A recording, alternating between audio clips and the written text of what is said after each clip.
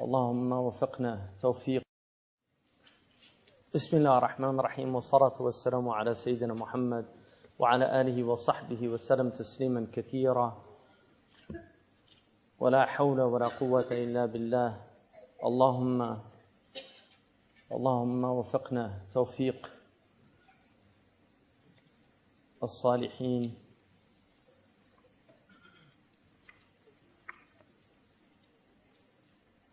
وارحمنا رحمة المرحومين وتقبل منا أعمالنا يا رب العالمين. اللهم افتح علينا حكمتك وانشر علينا رحمتك يا ذا الجلال والإكرام. اللهم علمنا ما ينفعنا وانفعنا بما علمتنا وزدنا علما، وقل ربي زدني علما. اللهم لا علم لنا إلا ما علمتنا إنك أنت العليم الحكيم. وصلي اللهم على سيدنا محمد وعلى آله وصحبه وسلم تسليما كثيرا.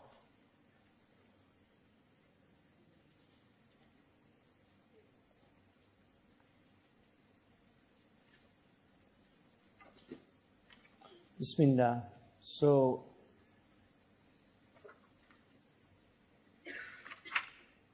Alhamdulillah.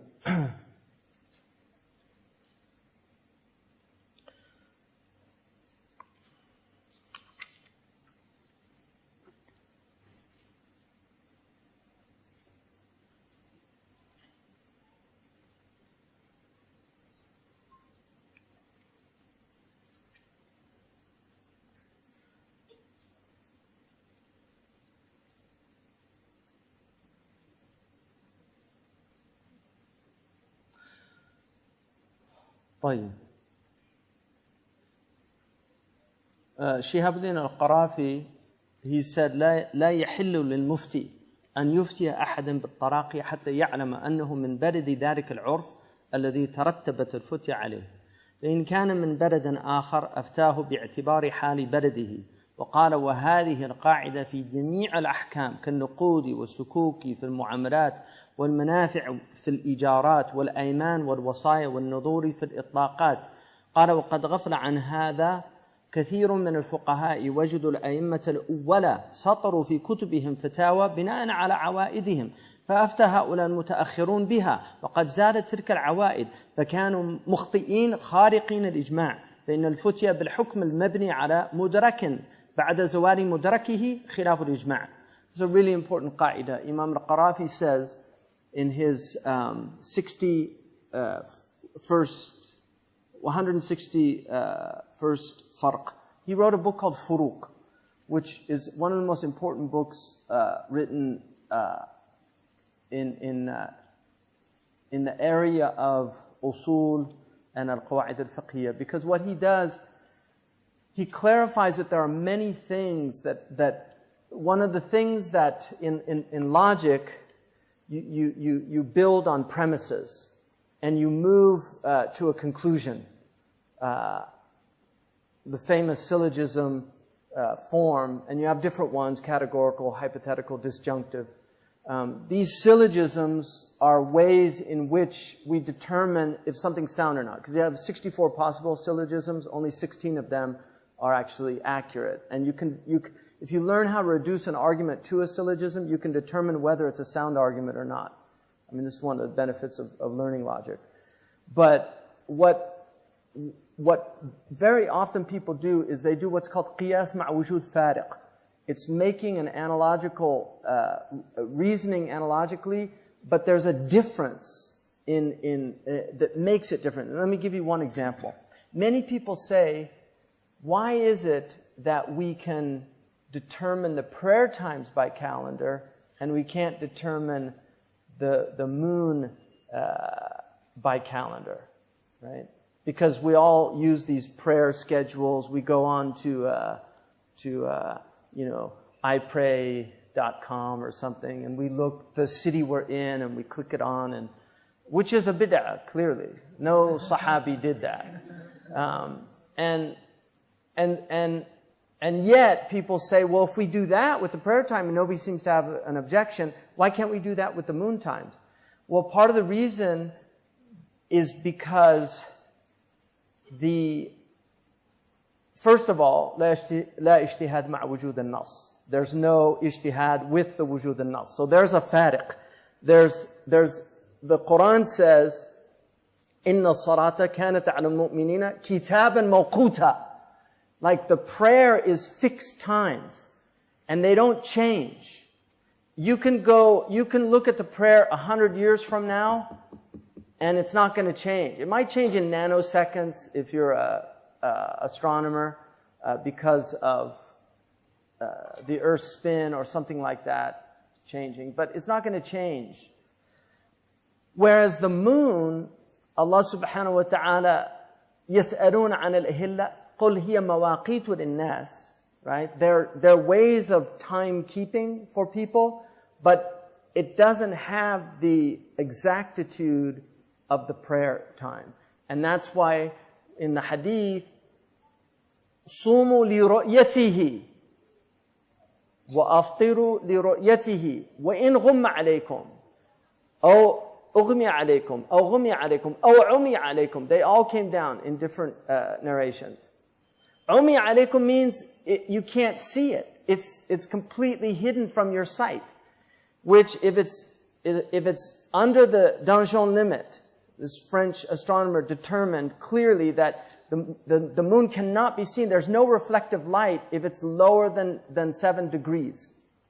Even with a telescope, unless you had some type of filter on it, right, that enabled you to see, but it doesn't reflect light below the Danjon limit. There's difference of opinion of why it doesn't. He thought it was because of the surface of the moon, that it was so rough that the light didn't reflect off of it. Other people say it's the atmospheric, the light's too bright from the sun. Anyway, you can't see it. So it could عُمِي عَلَيْكُمْ. The hadith says فَقْدُرُوا لَهُ أو فَقْدِرُوا لَهُ. There's two riwayah. فَقْدُرُوا لَهُ is calculate.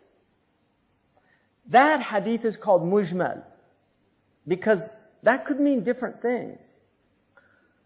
But there's another hadith which is called mubayyin, because in usul you have mujmal, which is, it's not as clear. Mubayyin clarifies it.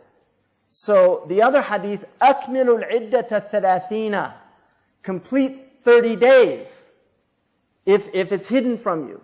Or if cloud, غُمَّ عَلَيْكُمْ, يعني ghamam is cloud, so if it's cloudy and you can't see it, عُمِي عَلَيْكُمْ, it's blind, it's under the Danjon limit, you can't see it.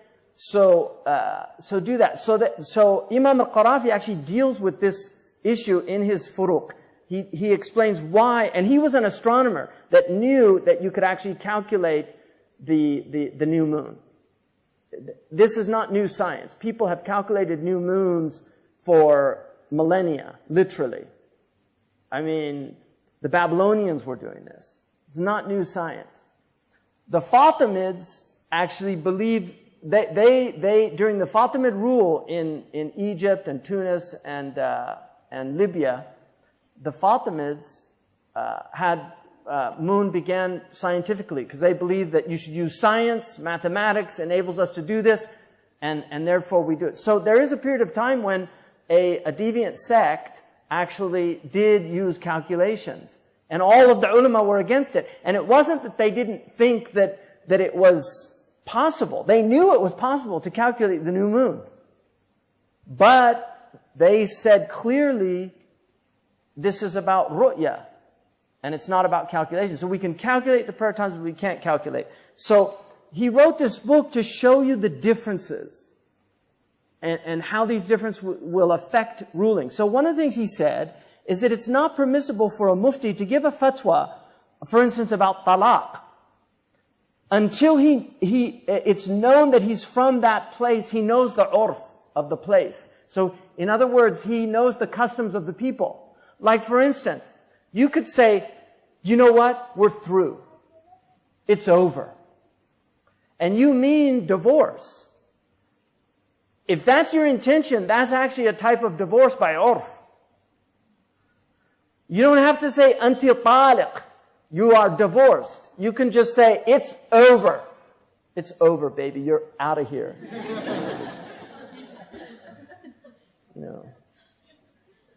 Call your parents. So that's a type of divorce if that was the intention.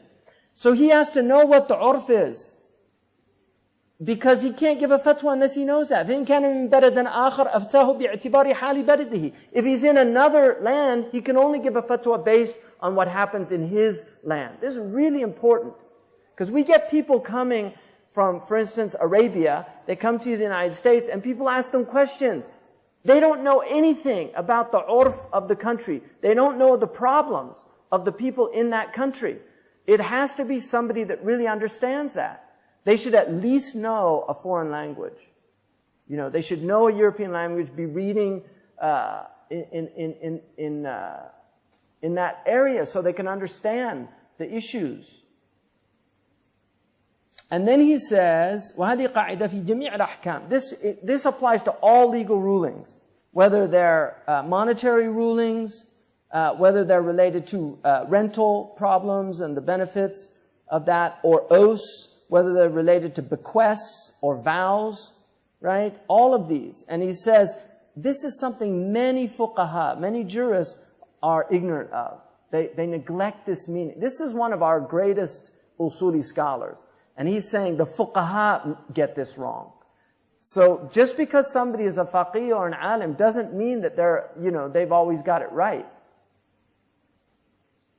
And he says that they find the early imams who they trust a lot, they wrote in their books fatawa based on their circumstances and their awa'id, their cultural norms, their traditions. فَأَفْتَ هَؤُلَاءِ الْمُتَأَخِّرُونَ بِهَا. So the people come later, they read those old fatwas and they give responses from books that were written 1,000 years ago to apply to today. And he says, كانوا مخطئين, this is wrong. And خارقين الإجماع, they have broken with the ijma'. فإن الفتية بالحكم مبني على مدرك بعد زوال مدركه خلاف الإجماع. Because a fatwa that's based on something after that thing is gone is no longer applicable. And he says this is the ijma'. In other words, the illa, the hukm, al-hukmu yaduru ma'al illa, right? A legal ruling has to do with the rationale behind it. So if the rationale is gone, there's no more purpose of the legal ruling. In fatwas, this is a really important point. And it's a very common mistake. So, and a good example of that is, women who become Muslim in non-Muslim lands, and their husbands aren't Muslim, but their husbands in some cases even encourage them.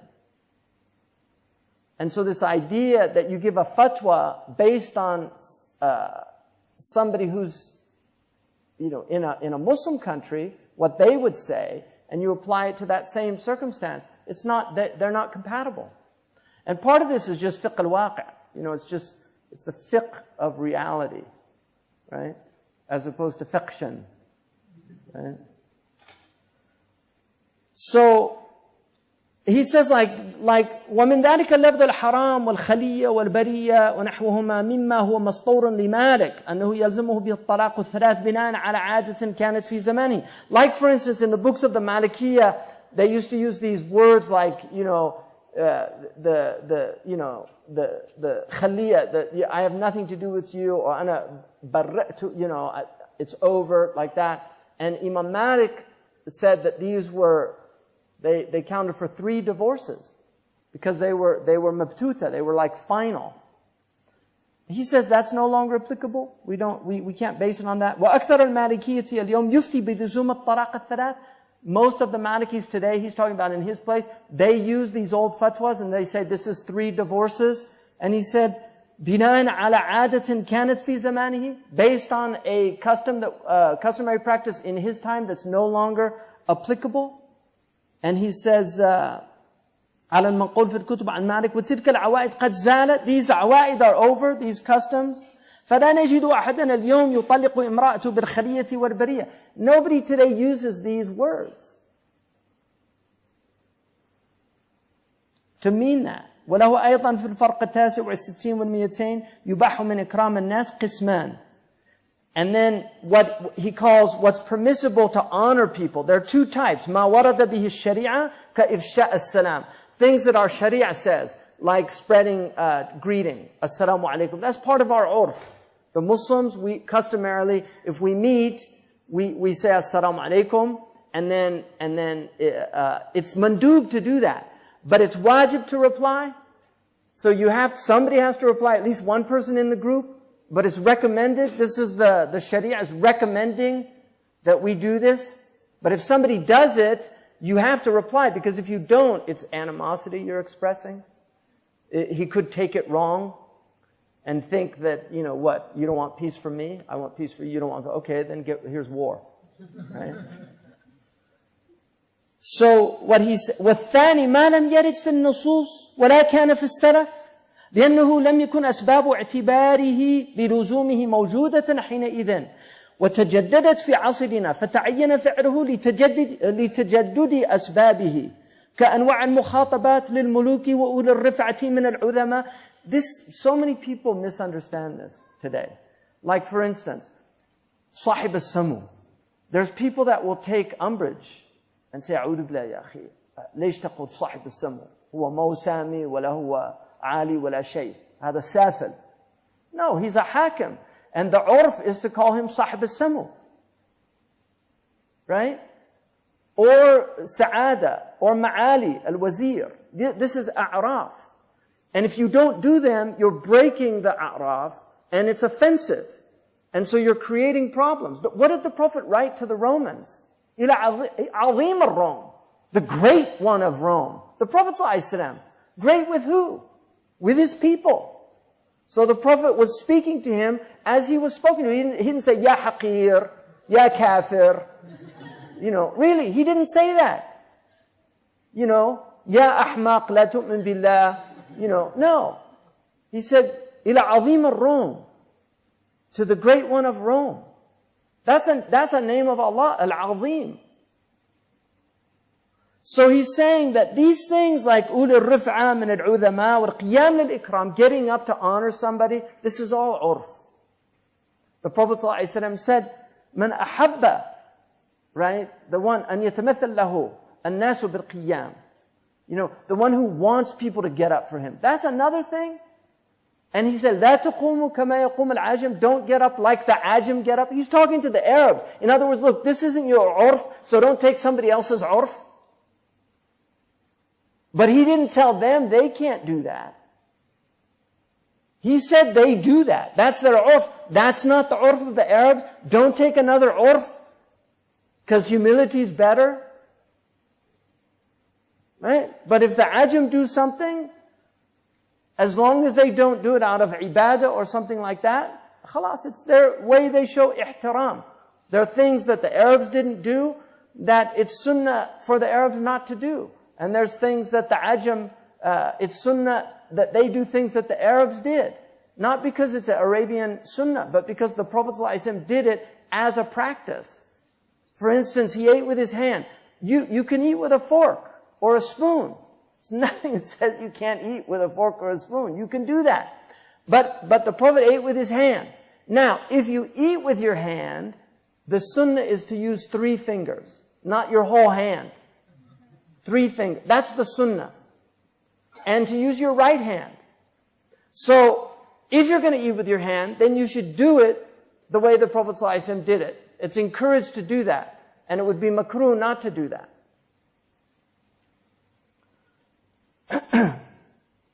وهذا كله ونحو من الأمور العادية. These are customary affairs, matters. لم تكن في السلف ونحن اليوم نفعلها. Today we do it. The Salaf didn't do it. وذلك جائز مأمور به وإن كان بدعة. These things are permissible even if they didn't, he means bid'ah lughawiyya. It wasn't in a practice of the Salaf. ولقد حضرت عند عز الدين ابن عبد السلام وكان من أعيان العلماء وأولي الجد في الدين. So he's of the maqam of jidd in the religion, this highest maqam. عز الدين ابن عبد السلام. And this is Imam al-Qarafi speaking, right? He's writing this. في الدين. وثبات على الكتاب والسنة. He followed the book and the sunnah. غير مكترث بالملوك فضلا عن غيرهم. He could care less about the kings, let alone others. In other words, he wasn't afraid of king. He would speak the truth, say the truth.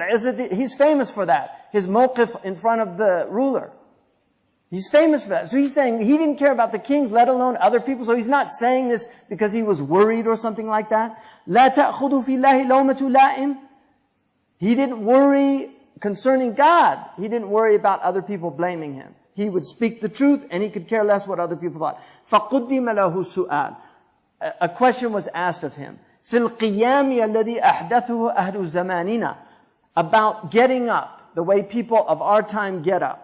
مع أنه لم يكن في السلف هل يحرم. This wasn't amongst the Salaf. Is it prohibited because the Prophet didn't do it?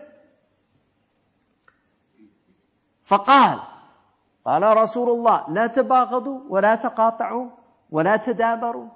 Didn't the Prophet say, don't hate one another, don't cut off ties with one another, don't turn your backs on one another. وترك القيام في هذا الوقت يفضي وترك القيام في هذا الوقت يفضي للمقاطعة والمدابرة فلو قيل بوجوبه ما كان بعيدا. And if you didn't do this today, it would lead to people never talking to you again. And so it's not far-fetched to say it's an obligation to stand. This is Izzuddin ibn Abd Salam. It's not far-fetched to say it's an obligation to stand. Because the ulfa and the unity of the Muslims is much more important.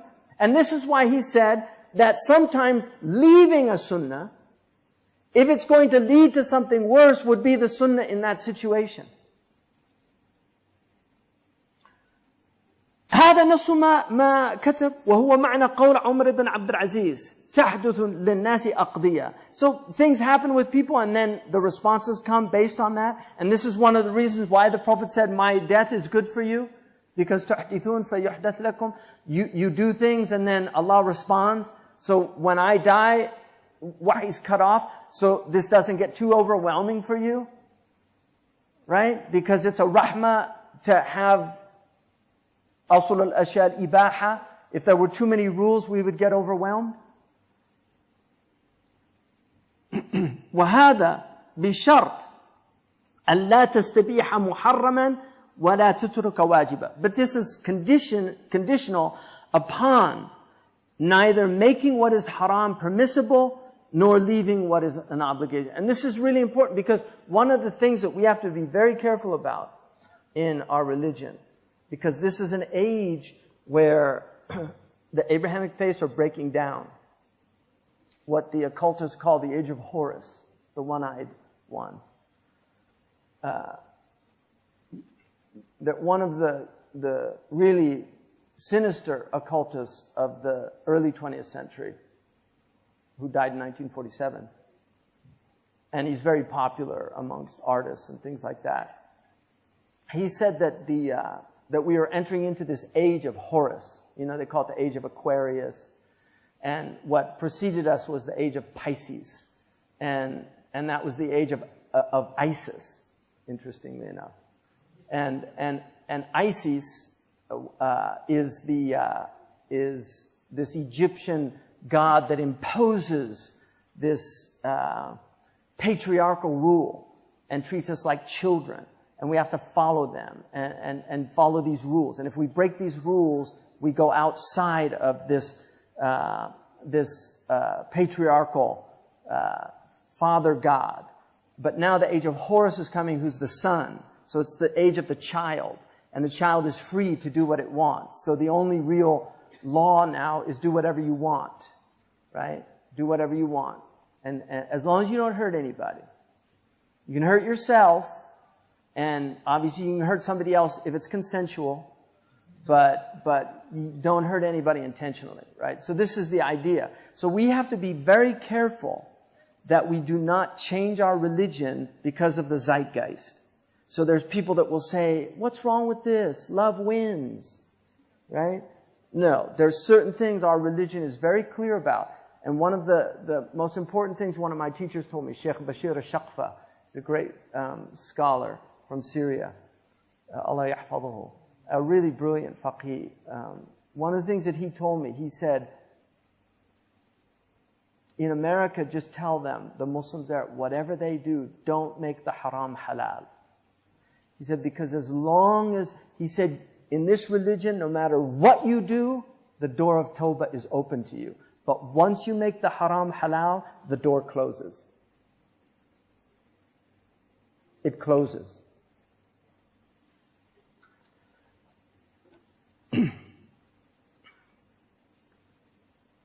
فلو كان الملك لا يرضى منا إلا بمعصية لم يحل لنا أن نواده بذلك وإنما هذه أمور لولا هذه الأسباب المتجددة كانت مكروهة من غير تحريم فلما تجددت هذه الأسباب صار تركها يوجب المقاطعة المحرمة وإذا تعارض المكروه والمحرم حسم مادة المحرم وإن وقع المكروه ينقسم القيام إلى أقسام الشريعة الخمس.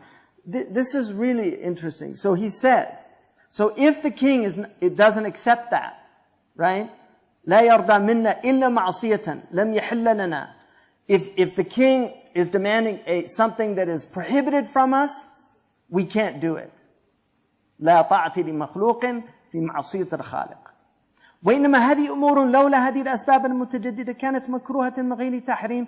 So these are matters that the worst we can say about them is they're makruha, had it not been for the circumstances changing. And من غير تحريم, they're not haram. فلما تجددت هذه الأسباب صار تركها يوجب المقاطعة. But because they've become the norm of the people, leaving them would lead to strife in the society. And for this reason, the rule is إذا تعارض المكروه والمحرم, when there's a choice between a conflict between what's haram and what's makruh, you cut off the bab of haram. And that's why the makruh in this situation becomes accepted to do it. وينقسم القيام إلى أقسام الشريعة الخمس. And qiyam falls under the five. It can be wajib, it can be mandub, it can be mubah, it can be makruh, and it can be haram. So it falls under these. And this is for the usuli scholars to determine. ولنرجع إلى ما كنت خرجت منه من أن الأخذ بالجد في الدين. So let's go back to what I've gotten out of. You know, like he went on this whole discourse. Remember, he began this about the highest maqam, and he took us through this thing to show us that despite this importance, we have to recognize that there's all these other things happening. So he says, من أن الأخذ بالجد في الدين الذي يكون بحيث لو فجأ المرء الموت لم يجد مستزادا هو الحق الذي لا شك فيه وهو مذهب العارفين. So let us remember that this maqam is basically summed up in this simple statement. If a person was surprised by death, he would not find anything else concerning the truth that he would be wanting to do. That what he's doing is exactly what he would like to have been doing when death came to him. That's the maqam of these people. They're always in that maqam of, they're always doing the most appropriate thing in the situation. And this is the madhab of the arifin. The arifin are the people of ma'rifah of Allah. الذين هم أفضل من العلماء بأحكام الله. These people are better than the scholars who know the outward rules of Islam. لكن معلوم أن هذا ليس في طوق البشر. But it's well known that this really isn't in the capacity of the majority of people. Even the arifun will slip. So this is just, only the prophets have this isma. And even the Prophet ﷺ, there are a few times when he left the afdal for a fadila. And Allah actually وَبَخَهُ فِي القرآن. In the Quran, Allah subhanahu wa ta'ala reprimanded him, عَبَسَهُ تُوَلَّى. It's a gentle reprimand of the Prophet when he frowned to the person who wanted to hear from him, and he went back to who he was talking to. He was in da'wah, but he was speaking to a man that really wasn't interested, and there was a man that was passionately interested in. One was rich, the other was poor. And so the Prophet was doing a fadila, but his maqam is the maqam of of this highest maqam, right? Sabiqun bil khairat. I mean, he's in the highest maqam, and for that reason, Allah said, no, this is what you should have been doing. You should have been speaking to the blind one.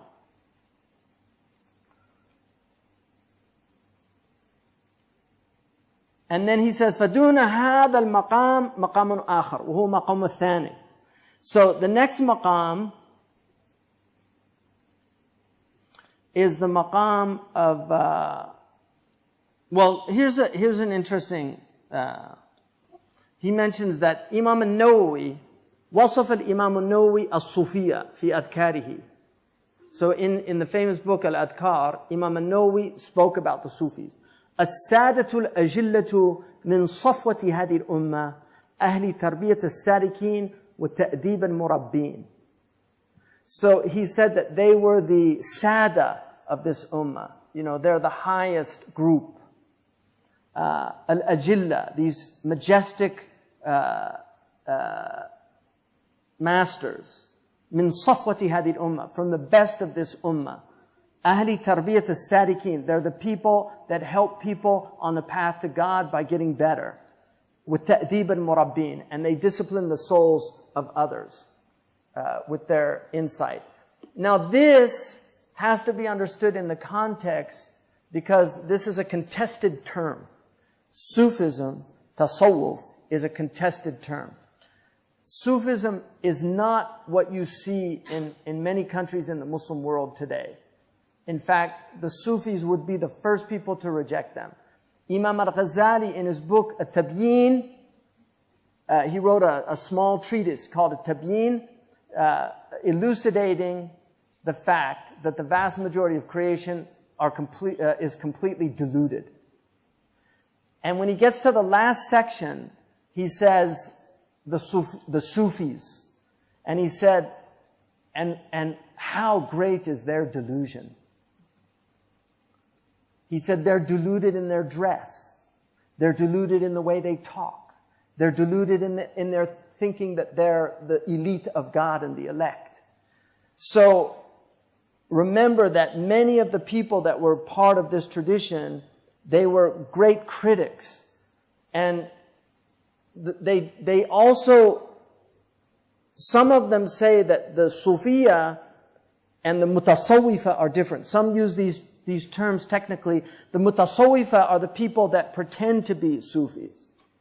And in fact, they have a term in the tradition called the Mutamawit. The Mutamawit is somebody who's he's acting like a spiritual person because he thinks this is how a spiritual person should be. And so he's pretending to be dead. In other words, like his ego is dead. And he has certain qualities. He's very hushed. He's very, I'm very humble, I am. Right? Like Uriah Heep in David Copperfield. Right?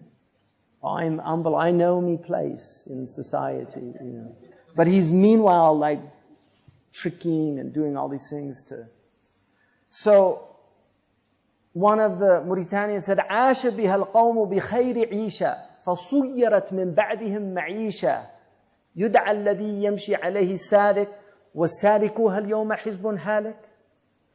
That عاش بها القوم, the قوم, these are the قوم, the Sufiya. They were called the قوم. هم القوم لا يشقى بهم جليسهم. They're the people, because when the angels found the circle of dhikr, they said there was one person, he wasn't from them, but he was sitting with them. He said, and Allah says to the angels, هُمَ الْقَوْمِ لَا يَشْقَى بِهِمْ جِلِيسُهُمْ. They're the people that even if you sit with them, you're in a good state. So he says that these are people that عَاشِ بِهَا الْقَوْمِ بِخَيْرِ عِيشَةٍ فَصُيَّرَتْ مِنْ بَعْدِهِمْ مَعِيشَةً. But it became a means of getting livelihood after that. It became a means of, selling talismans and doing these things, and the Pir Sahib who, gets the poor people and convinces them, that support me and all your ailments will go away, and I'm going to get jinn out of you. I can see there's a jinni in you, and just give me 5 minutes and I'll, do some mumbo jumbo and it'll all go away. There's a lot of this in our ummah, right? Seriously. And so we can't be naive about these things. I mean, there was one person that came to our area and he made all these claims. That's what the first thing. If they make claims, big red flag. That's the first thing. If they tell you, like somebody came to me and said, I've got this person in our city, he doesn't pray Jummah at the masjid. You know, he came from, I won't name the country, and he says he prays Jummah with the Prophet ﷺ at his house, right? You know, and a lot of people were like really taking this man seriously. And I just said, you know, he's a kadhab. He's just a liar. Don't believe him. The Prophet ﷺ, first of all, I don't think he'd be praying in England, Jummah. Because most of the fuqaha say Jummah doesn't even apply in foreign countries without an imam, because that's one of the conditions to establish Jummah. I mean, Sheikh Sa'id Ramadan used to pray Jummah and then pray Dhuhr afterwards, because they didn't consider the Jummah valid in Syria. People don't know that, because there was no legitimate government by Sharia. Right? So, yeah, anyway, and I don't have a problem telling people that. I don't believe that. You know, I had somebody come to me, you know, we do this dhikr on Thursdays, and this one guy, every day he said the Prophet's in the circle, and he comes to him in his dreams, and he tells them what dhikrs they should do. You know, and for me, that's just red flags all over the place. I don't want anything to do with those people. I'm telling you the truth. These are people that, you know, the people that I knew never talked about any of those things. Sheikh Abdullah bin Bayya, somebody asked him, he actually once said, you know, that he didn't want to see the Prophet in a dream because he would be so ashamed. Like, who am I to see the Prophet ﷺ? You know, that's the people I knew. Sifadul al-Huwari, Habib Ahmed Mashhur al-Haddad. These people were people of no claims. No claims. So people that do that, that tell you, oh, I saw the Prophet and I saw this and that. Now, people can genuinely see the Prophet, and we're going to get to that, inshallah, I think. And there can be a bushra in that. But if you do see the Prophet ﷺ, keep that to yourself. That's my advice. It's a very special thing, and you should just keep it to yourself. If you want to share it with somebody very special that it has to do with them, or you want to tell somebody that might know something about dream interpretation, that's another thing. But I would not put that on Facebook. You know? And if you hear a sheikh saying, I saw the Prophet and he said support Sisi or something like that, and then, no, I'm sorry. You know.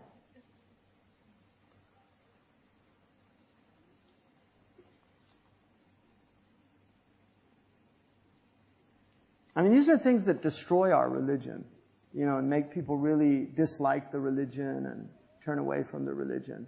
Is charlatans, religious charlatans. And I'm not saying they're all charlatans, but they're certainly not practicing the sunnah. You know, one of the books that I read when I was starting out, I mean, I wasn't starting out, I was already pretty adept at reading Arabic, but I read Badi'u Zaman al-Hamadani. I was reading, I went through a period where I read the maqamat, I really liked them. Zamakhsharis were beautiful because they were all spiritual maqamat. But Badi'u Zaman, really, I was conflicted reading it initially. And it took me a while to understand what he was doing, because he wrote about a religious charlatan that he was very eloquent, and he knew the book and the sunnah, and he used to go to villages and he would trick people. And he would tell them things like, I saw the Prophet in a dream, and he told me to go to this village, and he said, I'm supposed to pray the rain prayer because you need rain, but he told me I have to do an extremely long sajda or it won't get answered. And so they're all like, Allahu Akbar. And he's very eloquent. He's got this brilliant eloquence. They're all, Allahu Akbar. And so they go out and they pray, and he goes into sajda, and then he gets up. They're all in sajda. He gets up and robs all the houses, and then he leaves. You know, and I thought, that's such a weird, why is he doing, this is, you know, 800 years ago. And he's talking about characters. He's warning people about religious charlatanry. That there are mountebanks, there are these people that are dajajila, to use Imam Malik's term, because he was asked about him and he said, هذا دجال من الدجاجلة. He's an imposter. He was a scholarly imposter. He was pretending to be something he wasn't. And this has happened many times in our history, that people have been fooled by these people. And so this is why it's very important to learn the religion for yourself, so that you don't become victim to these people, because we have so many people in our community that have been victims. And then what happens? They get scandalized when they find out the truth. The person ended up, having sexual improprieties with people or something. This happens in our community. And then they have their loss of faith, or they get confused, or then they don't want to have anything to do with religion, because this charlatan has given religion such a bad name. And this happens, and they suffer from it. People are abused by religion, and that's the worst form of abuse. I would rather have a mafiosa leader and deal with him than deal with a religious charlatan. I really would. I would rather have that, because he's just doing bad, and everybody can see it's bad. But when you do bad in the name of good, you are a truly evil person.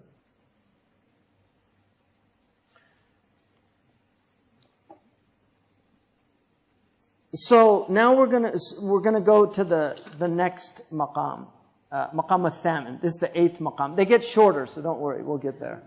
Maqam khawas al-ulama bi ahkamillah. This is the maqam of the khawas. So the first one, these are ahl al-jidd.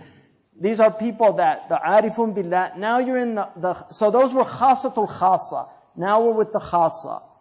And these know the ahkam of Allah. أقول إنه مقام خواص العلماء بأحكام الله أن يكون المرء سعة وسعة. The Prophet ﷺ روحوا قلوبكم سعة وسعة. And the hadith of Hanzala al-Usayyidi.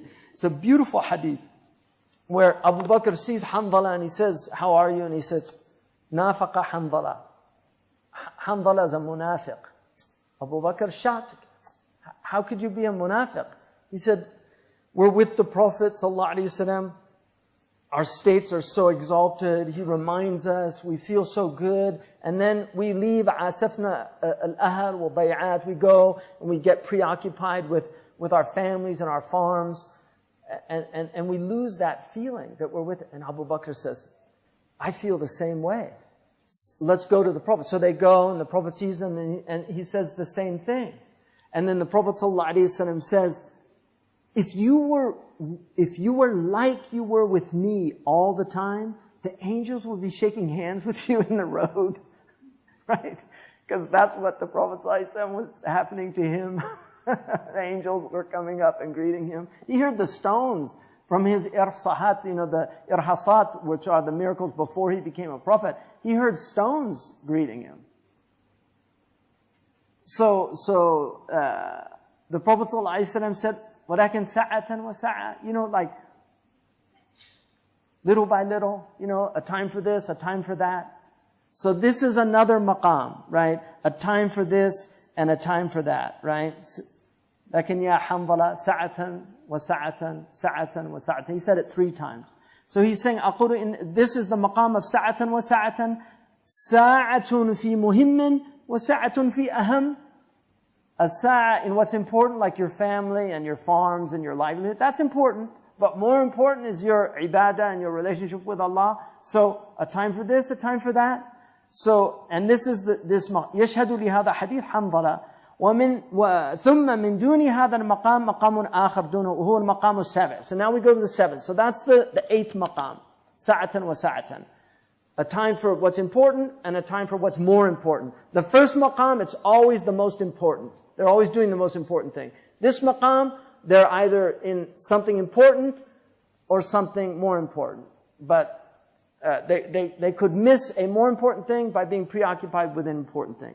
The next one, وَهُوَ مَا لَمْ يَقْدُرْ أَنْ يَكُونَ عَلَى أَمْرٍ أَهَمٍ. So this is the one who can't be in an important thing. فَلْيَكُونَ عَلَى أَمْرٍ مُهِمٍ. So at least this sabi' is that he's in something important. وَقَدْ يُضَاهِي صَاحِبْ هَذَا الْمَقَامِ مَقَامَ الْعَارِفِينَ بِحُسْنِ النِّيَّةِ.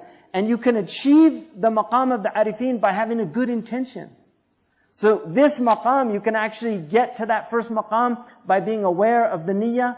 وهكذا كما قاله مالك وأحمد بن حنبل والشافعي والسفيان والزهري وغيرهم. فقد قال مالك لابن وهب لما جمع كتبه وقام يتنفل: ما الذي قمت إليه بأفضل مما كنت فيه إذا حسنت النية.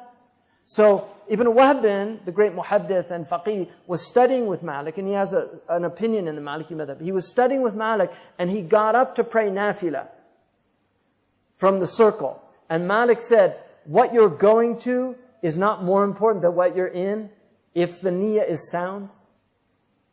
Right? Don't think that this is ibadah if your intention is for Allah and you're studying this knowledge. ونقل أيضا عن أحمد ابن حنبل أن رجلا قال له: هذا العلم فمتى العمل؟ فقال أحمد: ألسنا نحن في عمل؟ Imam Ahmad was asked, okay, this is knowledge, when are we going to act on it? He said, this is action. Studying knowledge is action. Don't belittle what you're doing. Learning knowledge is action. This is from our amal. Malik said, when you learn that speaking is from your action, you'll start speaking less. People say, هذا الرجل هو فقط يتكلم. If he's calling people to Allah, it's not just speech, it's action. He's an amal. It's not, I mean, if he's a munafiq, that's another thing, like the Iraqi say, hachi fadi. You know, for him, but not for the people that are benefiting from him. Right? وقال الشافعي: طالب العلم أفضل من النافلة. Imam Shafi'i said to seek knowledge is higher than doing extra acts. وقال سفيان: ما أعلم عملا أفضل من طلب العلم. The great Sufyan said, I know of no action higher than seeking knowledge. This is something that I've tried to instill into the Zaytuna students. That you're not here to do inshad of qasa'id. You're not here to do mawlid. Right? You're here to study. If you want to do extra acts, memorize Quran, get up at night, do tahajjud, those are the things those are the awrad of the student of knowledge. If you want to be like the amma, then go and do those other things. But that's actually the good amma that are doing dhikr. Those are the ubad, and they're important people, and you should never belittle them. And they may be better than the students of knowledge. So you should, but what the students of knowledge are doing is better than what they're doing. They might be better with Allah. Their maqam as an individual might be better than some student of knowledge because he's got kibr and arrogance in his heart because he's a student of knowledge. So he might be better, so you can't belittle them. Like Omar, when he went in and he found a man doing dhikr and he said, Man yaqutuka? Who's taking care of you? He said, my brother. He said, Akhuka khairu minka? Your brother's better than you? He didn't say, get out of here and go earn your livelihood. What he was reminding him was, your brother who's out there working so that you can be in here doing dhikr, he gets all the reward of your dhikr as well as his work. So he's better than you. Don't get arrogant and think, I'm in here doing dhikr and my brother's out there working to support me to do dhikr, so I'm obviously better than him. No, he's better than you. And this is why the shuyukh have always honored wealthy people that support knowledge. It's not nifaq. It's not nifaq. Because those people, they're not doing what, if they're supporting a madrasa or if they're supporting a place where students of knowledge can learn, or a hospital that's giving free, like the Ummah Free Clinic or something like that we have in America where people are treated for free. There's people supporting that. When they come, you have to treat them well. And it's not nifaq. It's recognizing these are the people that are enabling you to do the good that you're doing, and without them you couldn't do that good, and so show gratitude to them. That's not nifaq. It's nifaq if it's you're getting personal gain out of it or something like that, or tamalluq or something, but it's not nifaq to honor those people.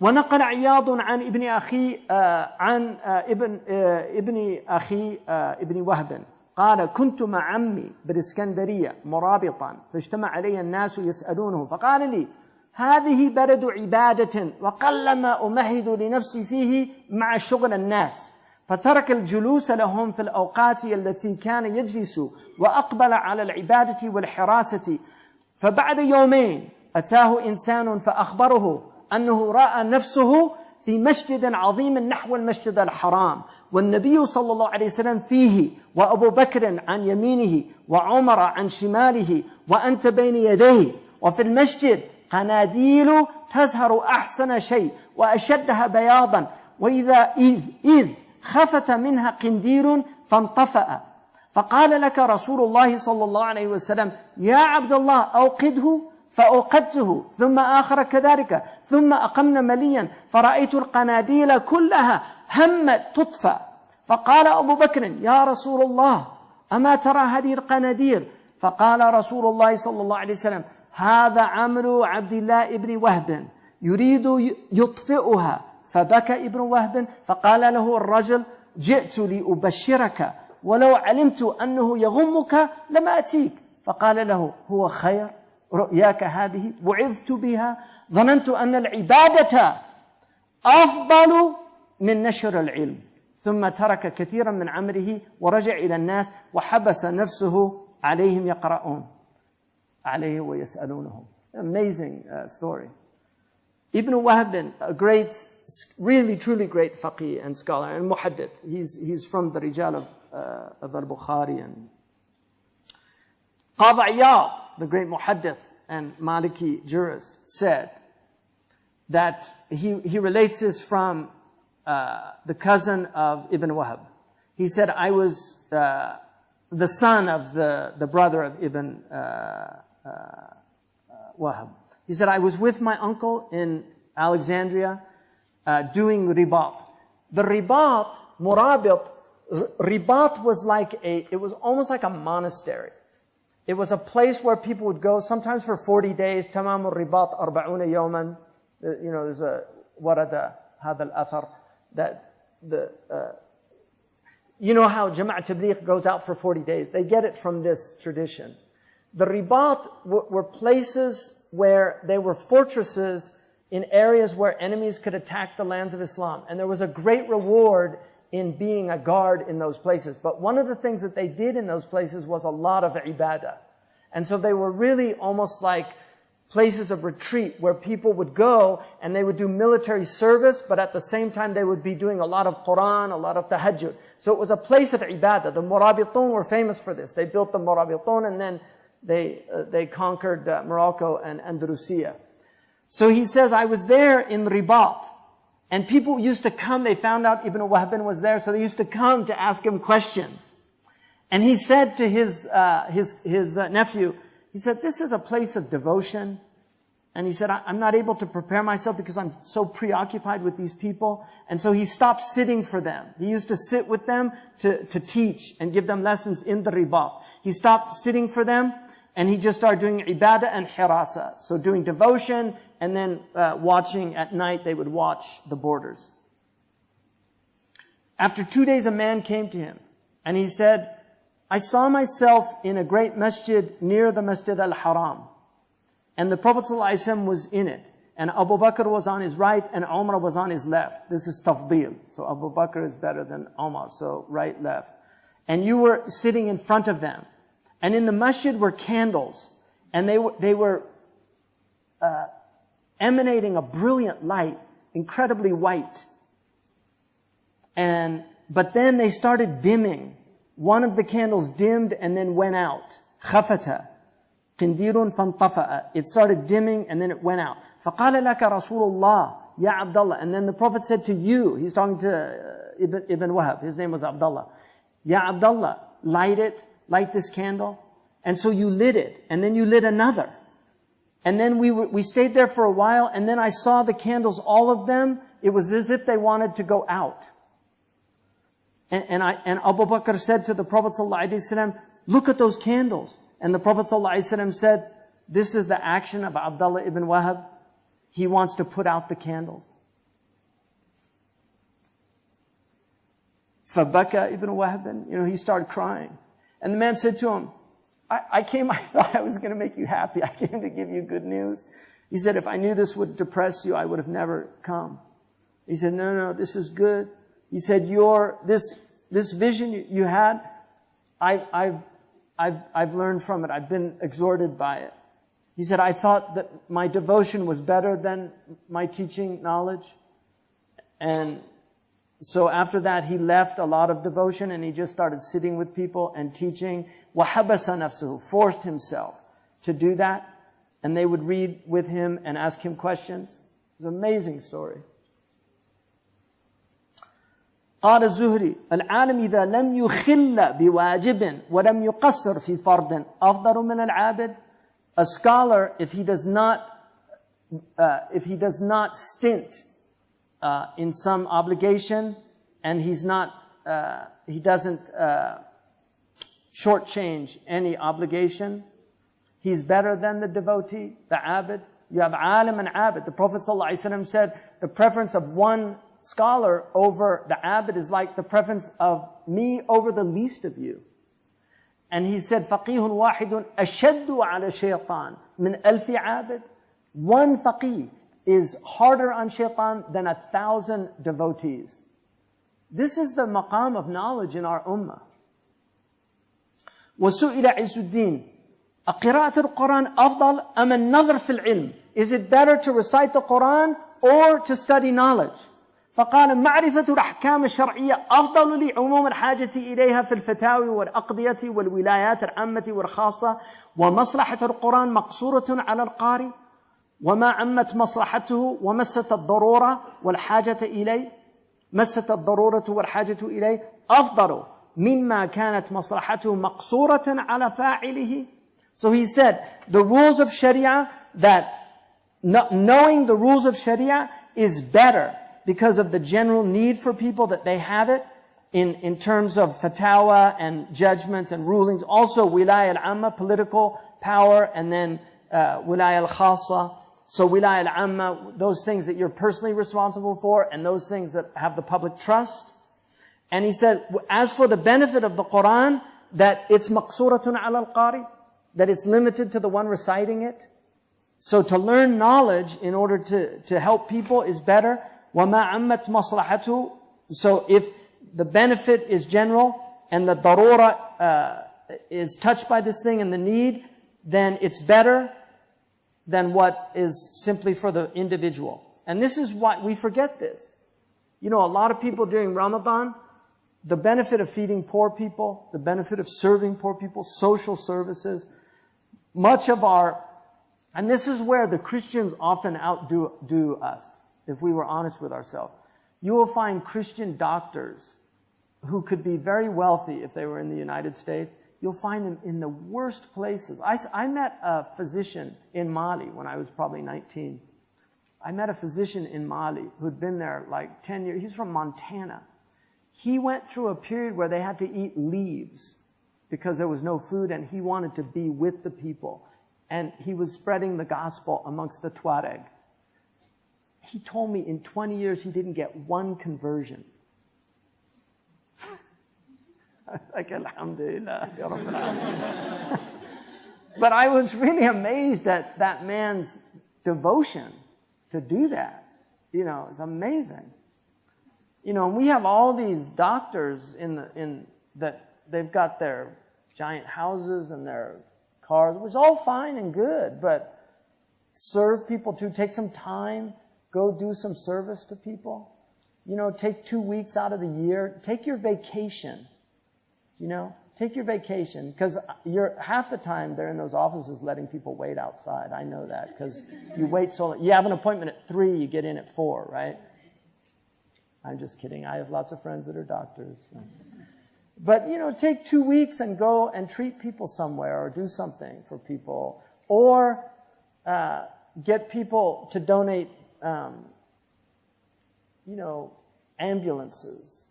Like, there should be a kickstart to get ambulances. You know, Mauritania does not have an emergency system for people. There's no 911 in Mauritania. If you have a car accident, they put you in the back of a truck or something, or in a Jeep, and they drive you to the hospital. There's no ambulance like that, you know. I mean, it's changing, but, you know, there's a lot of help that we can do for many parts of the Muslim world. Instead of allowing the Christians to take these challenges, you know, And a lot of them are very sincere. You know, these Christian people, they're really, truly sincere people. They go and they serve poor people. Because their book tells them that this is, you know, this is a blessed thing to sit, that Jesus sat amongst the poor, that he was with the wine bibbers, the prostitutes, he was helping the least of the community. And that's a high thing.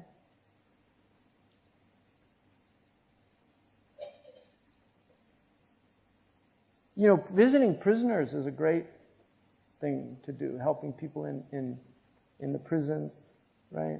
And you know, they're so appreciative when you go. It's amazing. They're just so appreciative that somebody thought about them. And these are people that did something wrong. They made tawbah. You know, a lot of them, they made tawbah and they need help. They're on the mend, as the Brits say. You know, they're trying to get better. And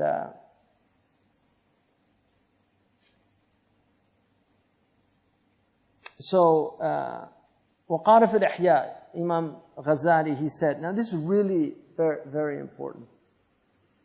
لما ذكر أن الطريق إلى الله عمارة الأوقات بالأوراد قال أما العالم الذي ينتفع الناس بعلمه في فتوى أو تدريس فترتيب أوراده تخالف أوراد العابد فإنه محتاج إلى المطالعة والإفادة فإن أمكنه أن يستغرق أوقاته في ذلك فهو أفضل ما يشغل به بعد المكتوبات ورواتبها. And this is really important for students of knowledge to understand this. Imam al-Ghazali said that the way to God is to fill your time with dhikr. But as for the scholar, الذي ينتفع الناس بعلمه, those who people benefit from their fatwa and their tadris, their awrad are different. They should do that. They should do the maktubat and then the awrad that go with that. There's certain things that you do, like the what they call the baqiyat al-salihat after the prayer and things like that. Those are important. Do like Shaykh Abdullah al-Qadhi. He does the wird of Nawawi, which takes literally 5 minutes, and all his other is Quran and tafsir and fiqh and teaching. That's what he does. Just a really short dhikr, and so. Now, listen to what he says. That's better for him to fill his time with reading, other than the maktubat and the rawatib that go with them. Those dhikrs that go with the maktubat. قال وكذلك المتعلم. He said, and then he says, and like that, the student, الاشتغال بالتعلم أفضل من النوافل. قال فحكمه حكم العالم. The student has the same category as the scholar in this situation. It's better for him to be studying. We need scholars. We need scholarship. We need more women scholars. I would love to have women scholars teach. It's hard to find traditionally trained women scholars. You know, we need more women scholars. We had great female scholars in our history. Hani, she knew the 4 madhabs. She had 4 sons. She taught each one a madhab. You know, Imam al-Sakhawi said that he got the musalsal of Surah As-Saff from her. She read, that's the best of all the hadiths of musalsal, where every alim does something in the hadith. She read Saff to him, and he said in a beautiful voice. Right? So, we need scholars, but it's a path. Scholarship is a path. Devotion is another path. Salah ala Nabi Sallallahu Alaihi Wasallam is a path. That's a path. And the Prophet actually said, if you did only Salah ala Nabi, then it's a good thing.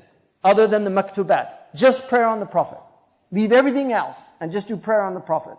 Hence the Dalail Khairat in our ummah, because that's a sahih hadith, and the Prophet aqarra, he said, if you make all of your extra acts prayer on me, it'll suffice you and take care of all your anxiety. All your needs will be taken care of. And I know people that do that. That's all they do. And they're amazing people, filled with light and love. You know, really, there's amazing people that do that. And that's a path. That's not the path of scholarship. That's the path of ibadah. It's a good thing. If you're not inclined towards scholarship, that's the best path for you to take. If you fall asleep when you read, that's the best path. Some people do. They start reading and just puts me to sleep. They don't need sleeping pills. They just get a book and the next thing they know, they're asleep.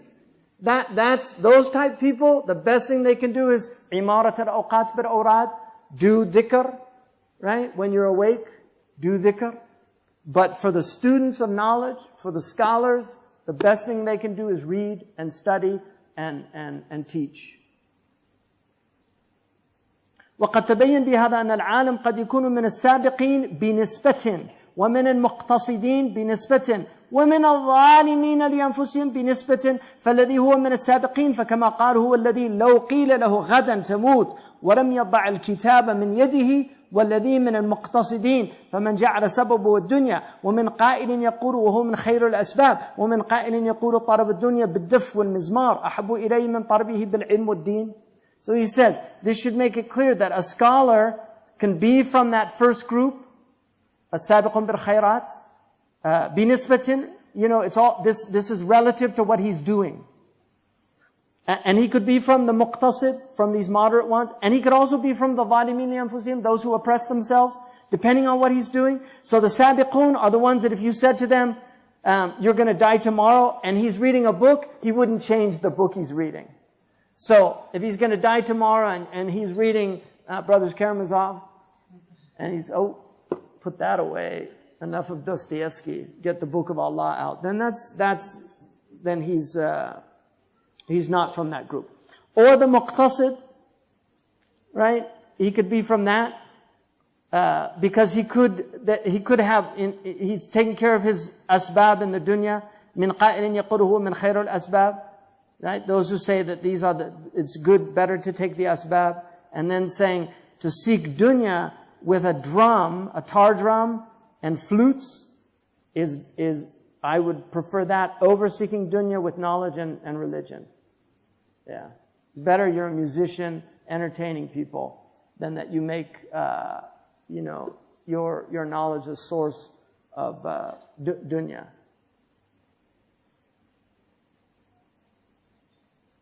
وحكى السيد مفتي تونس البرزلي قال قدم علينا الشيخ الدكالي وكان شيخا صالحا يأكل من كد يمينه البلغة من القوت فأنكر أشياء منها لبس العمامة بغير حنك على ما يلبسها اليوم الفقهاء ومنها أخذ المراتب من الأوقاف على الإمامة وأظن والتدريس حتى أداه ذلك إلى عدم الصلاة خلف الأئمة الذين يصلون بالراتب فأوجع ذلك سيدنا الإمام meaning ابن عرفة فقلت له نجتمع به ونتكلم معه في هذه المسائل فمنعني فلما قدر وحججت اجتمعت به في زاوية في الإسكندرية وقلت له أنا آخذ المرتب على التدريس والإمامة وأعتقد أنه أحل لي من أخذه من بيت المال لأن بيت المال لعموم الناس والمرتب مختص بي من واضعه وهو إعانة على القول الصحيح لا على معنى الأجرة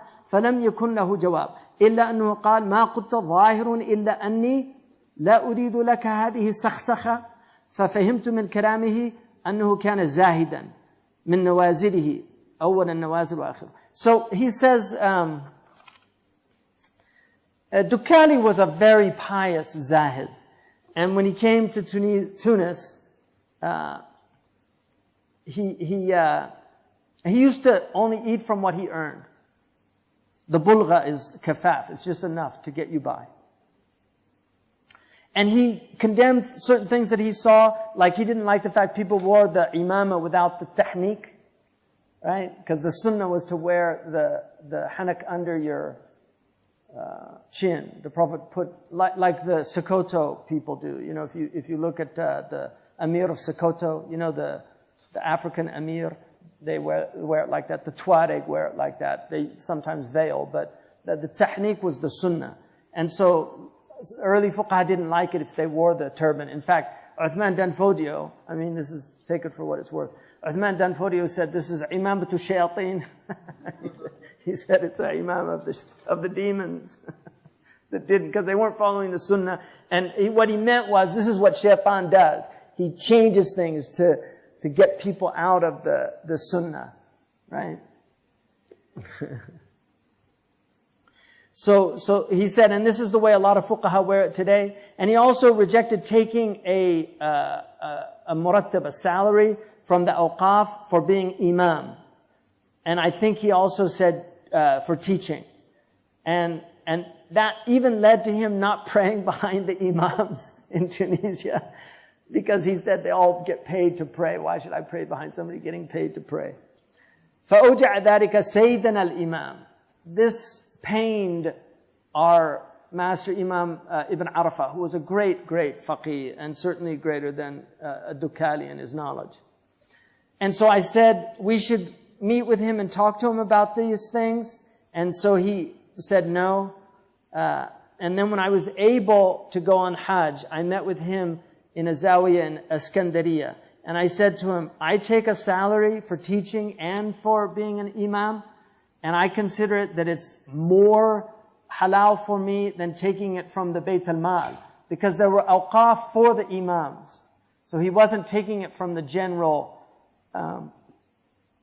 the coffers of the state. He was taking it for awqaf made for the imam. So he said, I think that's better for me than taking it from the Bayt al-Mal.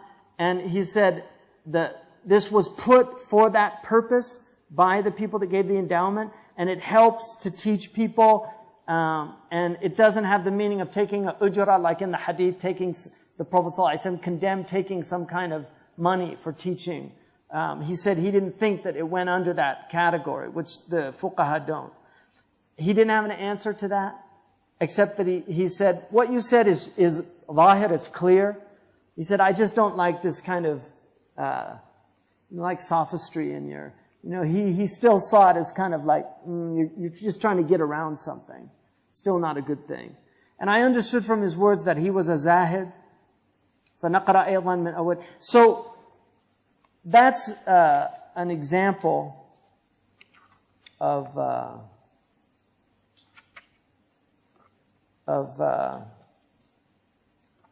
maqams, the different maqams. For him, he couldn't do it, Dukali. He had to earn from his own hand. He's not going to take it from Bayt al-Mal.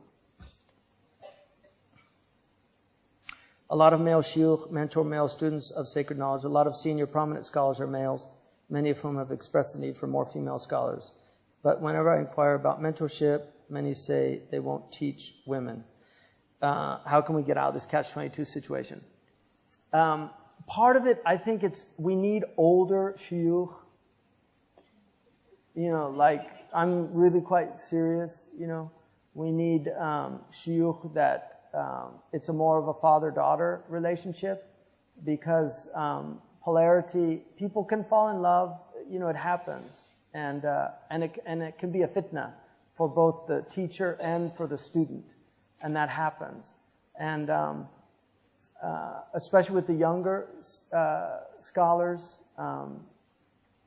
many of them are charismatic, and it can be a fitna. I'm talking quite realistically, and this has happened in many occasions. And it's just, these are normal. This is reality. Look, in classical Freudian psychiatry, it's actually considered a part of the process for the patient to fall in love with the psychiatrist. And it's very sick, but that's literally, because it happens when you have a close relationship with somebody and they're guiding you. جُبِلَتِ الْقُلُوبُ عَلَى حُبِّ مَنْ أَحْسَنَ إِلَيْهَا. The hearts are inclined towards those who do good to them. So they can actually fall in love. This is realistic. It happens. And so that's one of the things. Some of these, teachers are just trying to guard themselves.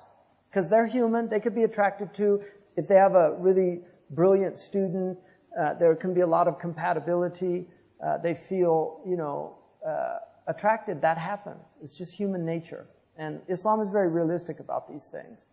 And so even in tasawwuf, young shuyukh were never the norm in tasawwuf. It's very, very tricky to have young shuyukh. Traditionally they were older. Their nafs, Ibn al-Munkadir said it took him 50 years to get his nafs under control. So to be guiding other people and helping other people, and you're still struggling with your nafs, that's a little tricky. So it's a problem. It is a type of catch-22 situation. I think there are ways around. We've even, I mean, at the college, this is one of the things we're struggling with. I know Dr. Winter's struggling with it because when you put males and females together, they also, the students tend to fall in love and things happen, and it's normal. This is part of human nature. If you read the early period when they started introducing co-ed education in America, which is the first place that did it. I mean, they never had co-education anywhere. All the teachers said, this is insane. You can't put young men and women together to study and not think they're going to be distracted. So this is human nature. Islam is a very practical, realistic religion. So I know it's a problem, and I know it's frustrating for the women because the Prophet gave 1 day out of the week just for the women, and that was with the understanding that the men were going home and teaching the women. But they came and complained. They said, no, we don't want to hear it from our husbands. We want to hear it directly. He gave them a day out of the week just for them. And so that is a sunnah to teach the women. And it's important. So that's undeniable. But we have to work out ways in which we can protect the hearts of both sides of because most of these teachers are married. They have wives, and their wives have rights as well, So because some of the wives have suffered because of these situations. So these are things that people have to think about,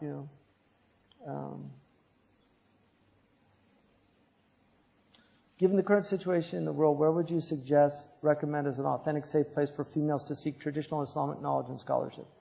Can you suggest ways in which we can make a good start on this path from our countries of residence in the West? There's certain things. We have very good teachers of tajweed that are women. And it's much better for you to learn the Quran from women. Because tajweed is actually a kind of intimate thing, because you have to look at the lips and make sure they're like the ishmam it's something seen. And so those type things are very, and then Arabic, we have a lot of women that know Arabic to a very good level. So the foundational knowledges are definitely to be done. When you get into hadith, fiqh, and things like that, then there are less, certainly. This was not always the case. In our autobiographical literature, on average, there were about 10 to 15% of the notable scholars of any given period of time were women. We're talking not about just scholars. We're talking about the a'yan, the notable scholars in Islamic tradition. Ibn Sa'd, if you read his tabaqat, the women are very, very well placed in that early period. Many great female scholars. Women did not tend to write, which is why we don't have a lot of books from the women. There are some books, but they did not tend to write. Partially because there were opinions that women should be taught to read and not to write. And the reason for that was like what we call texting today. Pre-modern texting existed, where you wrote notes and could turn them. And so they saw it as a source of fitna. My own teacher, Marab Tarhad, said in the early period he did not teach his wife to write because of that, and later he realized that it wasn't a correct fatwa. But his wife never learned how to write very well. But she was a scholar in her own right. Maryam was amazing. She had a phenomenal memory. She memorized an incredible amount of poetry. She knew the Quran by heart. She knew fiqh very well. Amazing scholar. So she didn't teach, but she sat listening for 60 years to her husband teach, and she had a photographic memory as far as I can tell. I realized when I first came there, she asked me all my family's name. So she's like, my mother, I said Elizabeth, and she's like, Elizabeth. I said, yeah. And my father, David.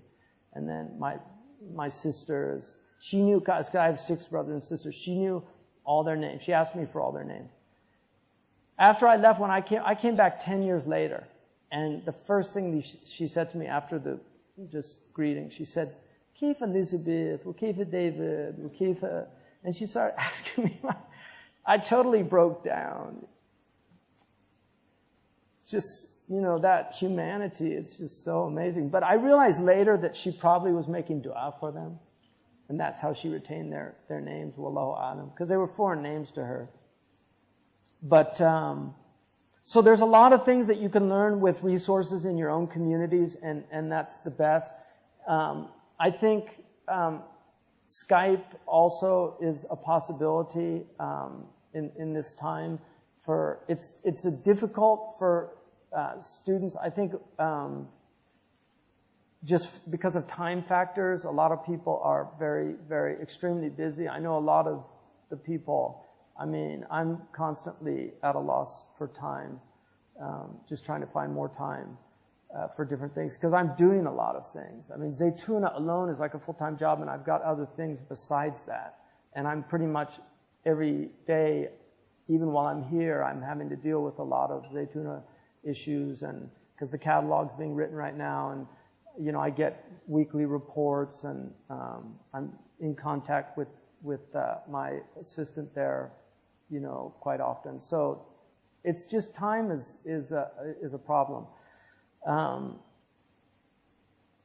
But yeah, we need to do that. Right now, the Muslim world's in a lot of turmoil.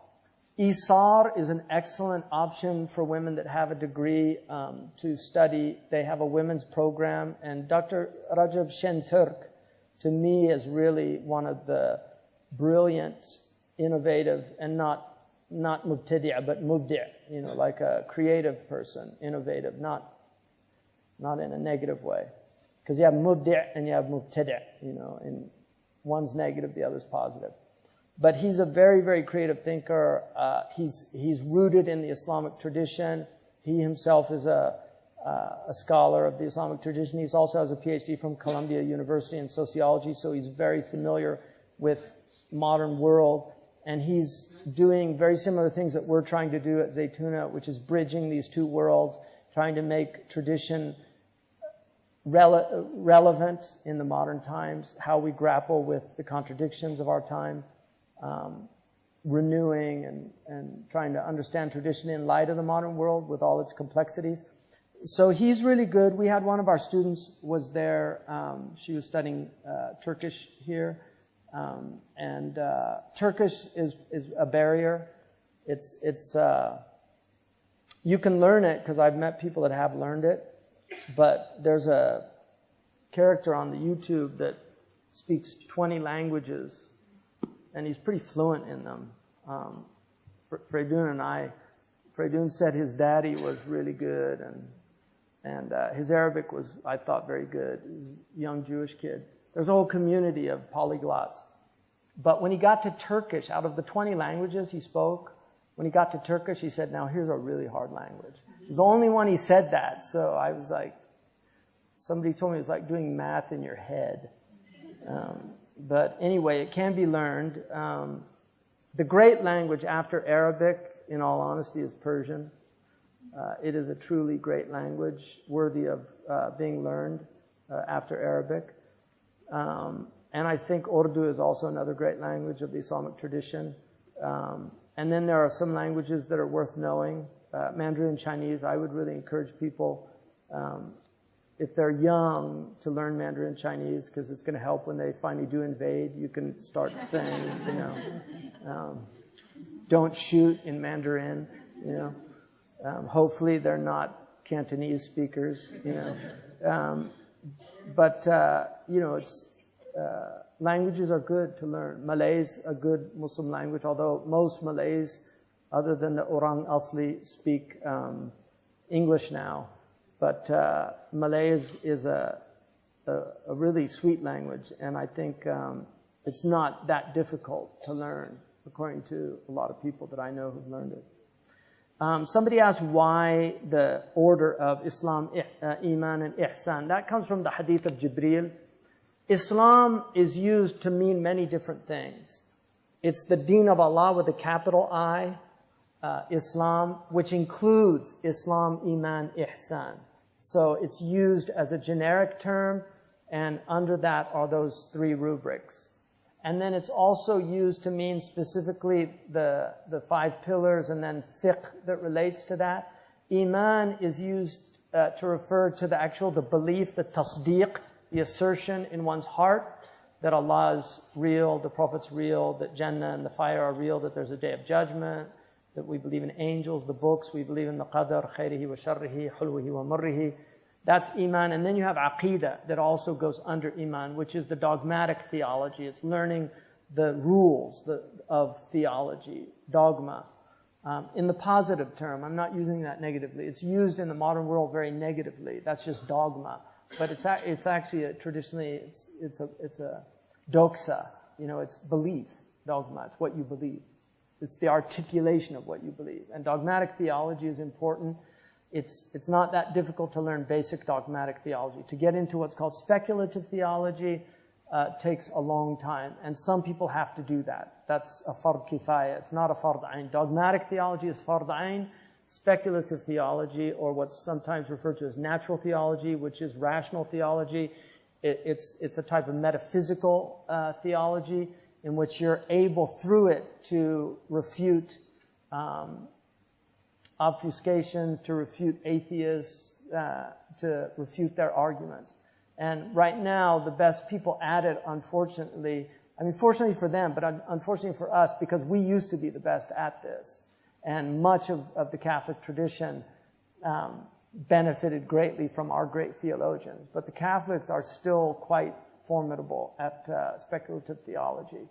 And I think Muslims actually could, I'm talking about the Muslim scholars, could benefit from modern Catholic theology, because they're writing some of the best refutations of the new atheism.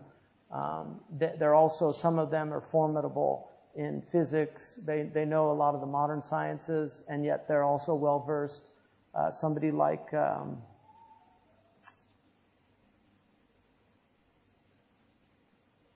Quantum Enigma, Wolfgang Smith. Somebody like Wolfgang Smith is a very, very formidable intellect because he's an acknowledged scientist, but he's also a brilliant metaphysician. And so and this is why, atheists are very glib and their attitudes are very facile and really not strong. A friend of mine he lived in England. He died, Allah yarhamhu, but he said that, he had a neighbor who was he was cutting the hedges, and his neighbor, they started talking. And he asked him what he did. He said he was a theologian. And his neighbor said, I don't believe in God.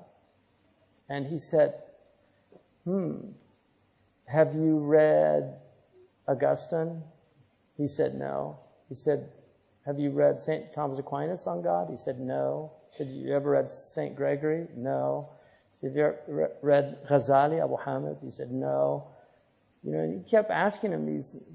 Read Wolfgang Smith? No. He said, sir, you're not an atheist, you're an ignoramus.